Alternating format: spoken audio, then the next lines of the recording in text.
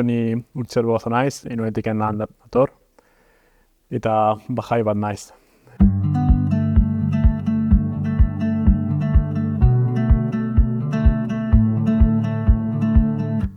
Rizbanen, Bajaolaek Jainkoaren mandatari gisa zuen misioa adierazi duela ospatzen dugu.